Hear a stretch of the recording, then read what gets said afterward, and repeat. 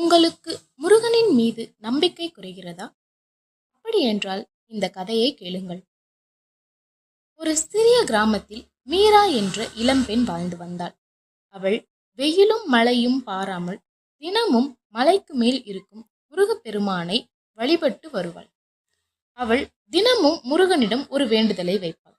மன நிம்மதி வேண்டும், நல்ல வேலை வேண்டும், வாழ்க்கையில் வெற்றி வேண்டும் என்று இப்படியே ஒரு வேண்டுதலை வைப்பாள்.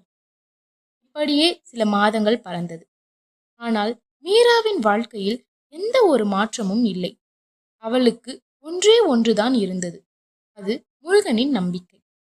ஒரு நாள் மீரா கோவிலுக்கு செல்லும் போது மிக கனமழை பெய்தது. நம்பிக்கை இழந்த மீரா இன்றிலிருந்து நான் முருகன் கோவிலுக்கு செல்ல மாட்டேன் என்ற முடிவெடுத்தாள். பாதி வழியில் திரும்பிய போது மீராக்கு ஒரு பழ வியாபாரி தென்பட்டார். அந்த பழ வியாபாரி மீராவை பார்த்து, இதை நீங்கள் வழியில் விட்டு விட்டீர்கள் என்று கூறி ஒரு வேல் பதக்கத்தை காட்டினார். ஆனால் மீராவிடம் அப்படி ஒரு பதக்கம் இருந்ததே இல்லை.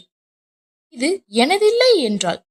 அவரும் சிரித்துக்கொண்டே, இது உன்னுடையதுதான் அம்மா என்று கூறி அவள் கையில் அந்த வேல் பதக்கத்தை கொடுத்துவிட்டு சென்றார். அடுத்த நாள் மீராவுக்கு வேலை வாய்ப்பு வீடு தேடி வந்தது. மிகவும் மகிழ்ச்சியான மீரா முருகனிடம் சென்றாள்.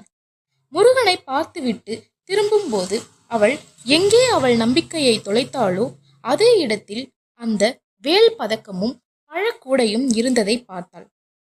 தன் நம்பிக்கை முருகன் மீது இல்லாவிட்டாலும் முருகன் நம்மை பார்த்து கொள்கிறார் என்பதை உணர்ந்து அவள் அங்கேயே கண்கலங்கினாள்.